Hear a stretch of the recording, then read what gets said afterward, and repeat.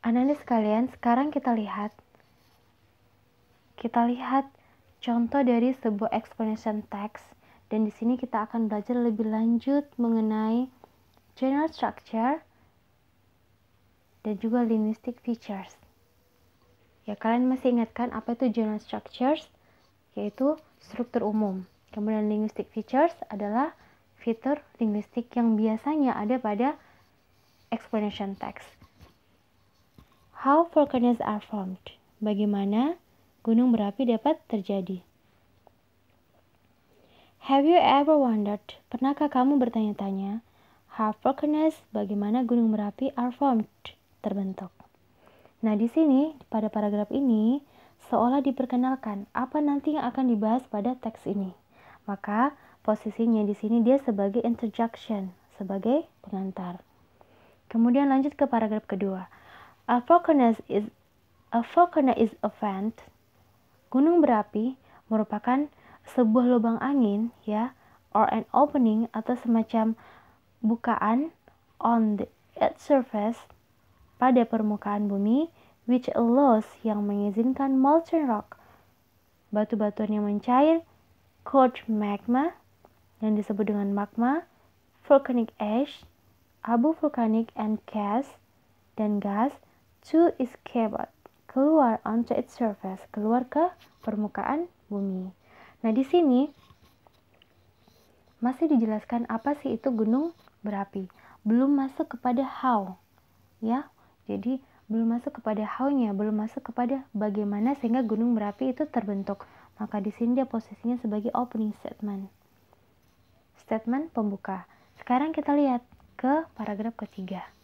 Nah, coba kalian lihat yang ini ada sequence 1, sequence 2, sequence 3. Kalau kalian masih ingat pelajaran kita sebelumnya, ya, general structure yang ketiga itu adalah clear order of paragraphs di sini. Jadi urutan paragraf yang jelas yang menjelaskan tentang how, ya, bagaimana. Dalam hal ini bagaimana gunung berapi dapat terjadi. Nah, pada sequence 1 ini kita lihat volcanoes are formed. Gunung berapi terbentuk whenever, kapanpun, there is a crack, ada retakan in the crust of the earth, pada kerak bumi.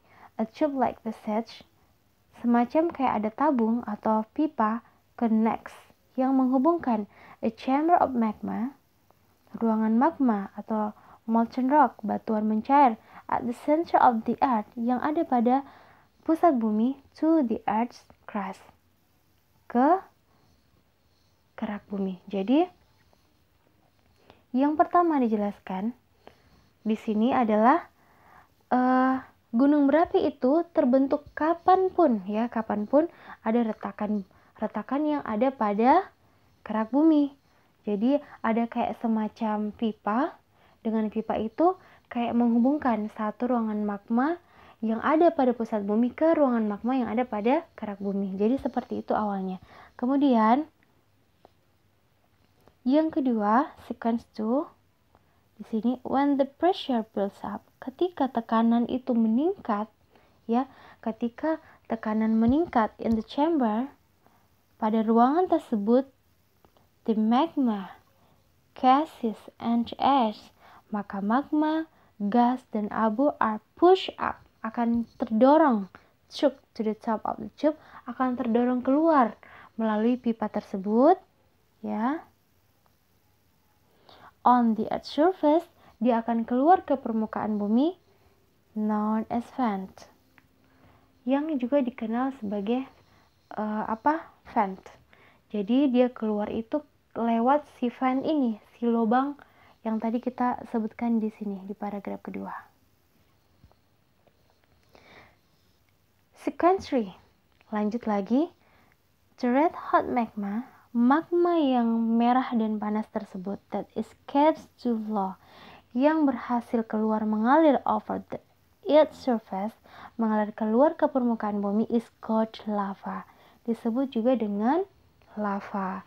Jadi ketika magma yang panas itu keluar ke permukaan bumi, maka magma itu yang tadinya mencair menjadi lava, ya, which yang mana when cools, ketika dia mendingin, forms into rocks, dia akan berubah menjadi batu-batuan. Jadi bisa dibayangkan ya bahwa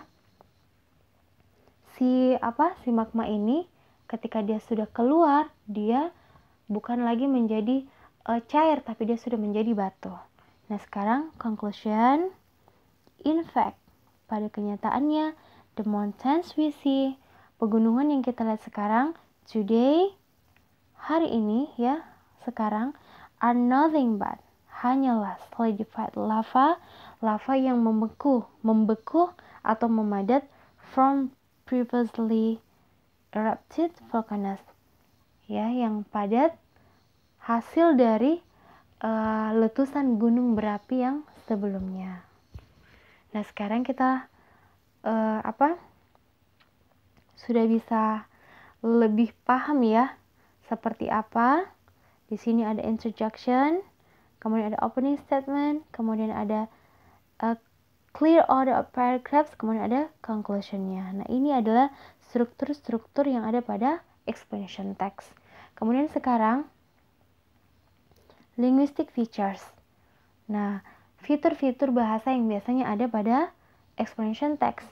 Kayak ini contohnya present tense, is.